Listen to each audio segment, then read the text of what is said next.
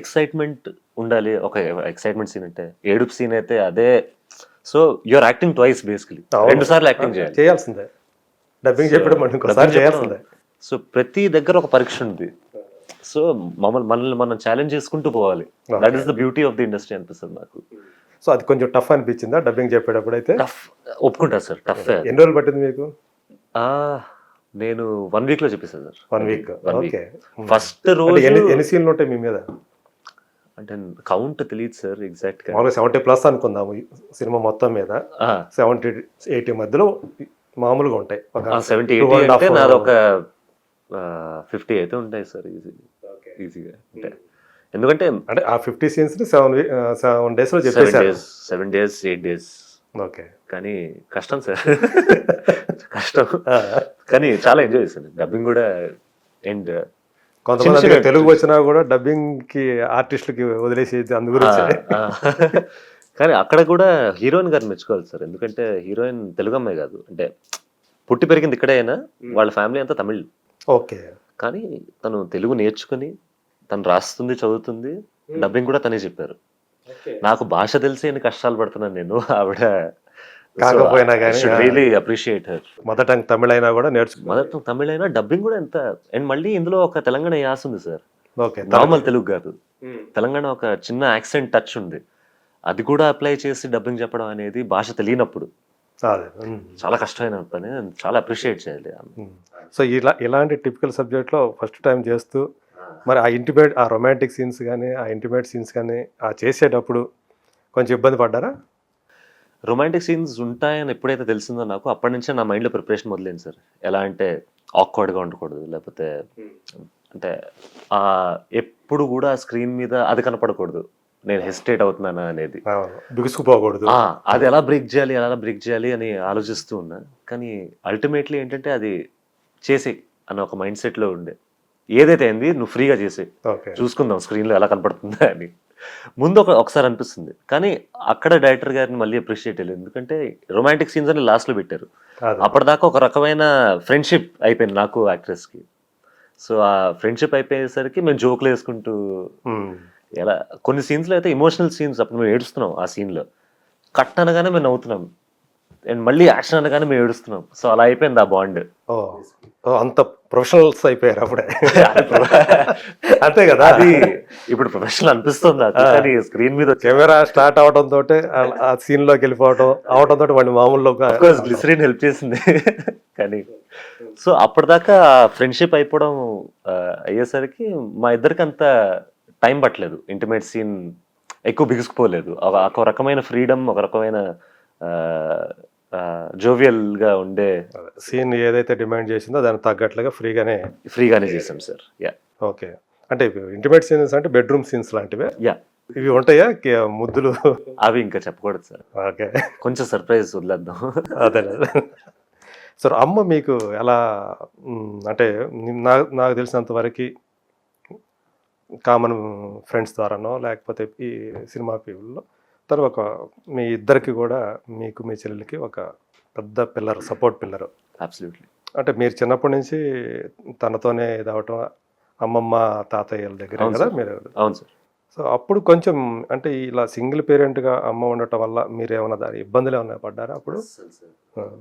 ఏం లోటు లేకుండానే మా అమ్మ ఎలా చేసిందో నాకు ఇప్పటికీ తెలియదు సార్. ఎందుకంటే నాకు మెచ్యూరిటీ వచ్చిన తర్వాత అర్థమైన విషయాలు ఏంటంటే ఈ ఇండస్ట్రీ ఎంత కాంపిటేటివ్, ఎస్పెషలీ ఫీమేల్స్కి ఎంత కాంపిటేటివ్, ఫీమేల్స్కి ఎంత ప్రెషరైజింగ్గా ఉంటుంది ఈ ఫీల్డ్.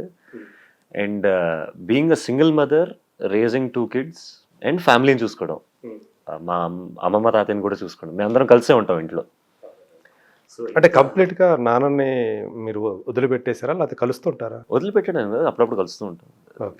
ఎంత ఫ్రెండ్లీగా హ్యాండిల్ చేస్తే ఈ విషయాలు సెన్సిటివ్ టాపిక్ కదా సార్. సో అంటే బయట మామూలుగా ఎప్పుడైనా ప్లాన్ చేసుకుని ఏం చేయము. కానీ ఒకవేళ అనుకోకుండా కలిసినా కూడా మేమందరం బాగానే ఉంటాం అందరితో. ఓకే. అంటే నాన్న కూడా కిరణ్ గారు కూడా మీతో ఫ్రెండ్లీగానే ఉంటారు? ఫ్రెండ్లీగానే ఉంటారు. ఎవరైనా ఇప్పుడు ఎందుకు సార్ ఈ గ్రడ్జ్లు ఉంచుకోవడం, లేకపోతే అది ఎవరికి బెనిఫిషియల్ కాదు. ఇగ్నోర్ చేయడం ఎవరికి బెనిఫిషియల్ కాదు. మూవ్ ఆన్ అవుతూనే ఉండాలి. ఇంకా అవి మైండ్లో ఉంటాయి. అఫ్ కోర్స్ నా మైండ్లో ఉంటాయి, నా చెల్లి మైండ్లో ఉంటుంది. కానీ వాస్తవాన్ని అంగీకరించాలి కదా. అంగీకరించాలి. ఎందుకంటే ఇంకో బ్రిలియంట్ థింగ్ మా మదర్ ఎలా చేశారో తెలియదు కానీ మాకు ఎప్పుడు ఆ ఫీలింగ్ కలగలేదు సార్. అంటే ఒక పర్సన్ మిస్ అవుతున్నారు ఫ్యామిలీ నుంచి, లేకపోతే ఒక రకమైన సపోర్ట్ సిస్టమ్ లేదా మాకు అనే ఫీలింగ్ ఎప్పుడు కలగలేదు మాకు.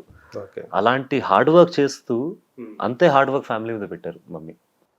ఓకే. మీకోసం ఆ టైం కేటాయించేవాళ్ళు. అస్సలు ఎప్పుడు అనిపించలేదు అంటే మమ్మీ మాతో ఉండట్లేదా, మమ్మీ అసలు వదిలేసి తిరుగుతుందా. చాలా షోస్ చేశారు, అవును.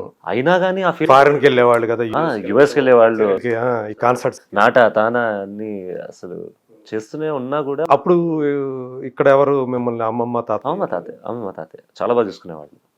ఇప్పుడు కూడా చూసుకుంటారు. ఓకే. అండ్ ఎప్పుడు ఆ ఫీలింగ్ కలగలేదు. సో దానికి I'm always grateful, I'm blessed to be a son. And అంతే సపోర్ట్ నేను ఇద్దాం అనుకుంటున్నా ఇప్పటి నుంచి. అవును. నా పని నేను చేస్తూ నా క్రాఫ్ట్ పెంచుకుంటూ. సో అమ్మని సంతోష పెట్టాలనే మీరు అమ్మ ఏదైతే. నా ఫస్ట్ గోల్ అది సార్. ఫస్ట్ గోల్ అదే, అమ్మని సంతోష పెట్టడం, అమ్మకి ఒక రకమైన కాన్ఫిడెన్స్ ఇవ్వడం నేను మంచి నటుండని. అండ్ అందరితో ఇంకోటి, అమ్మ ఇప్పటిదాకా ఇండస్ట్రీలో ఉన్న ఇంకో కారణం కూడా ఆవిడ మిగతా వాళ్ళతో ఎలా ఉంటారు అని.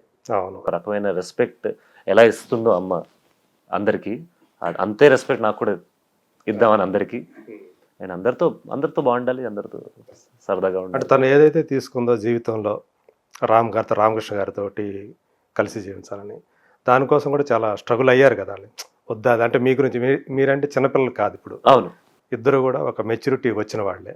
సో అర్థం చేసుకోగల ఇది ఉంది.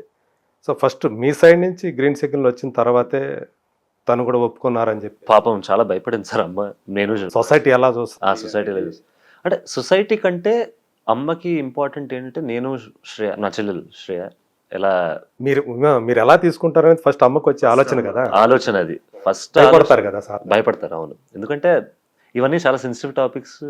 అండ్ కరెక్ట్ కదా, పిల్లలకి ఎక్కువ అంటే రాకూడని టాపిక్స్. అంటే ఎలా చెప్ప, ప్రతి ఫ్యామిలీలో అవ్వదు ఇది. అవదు.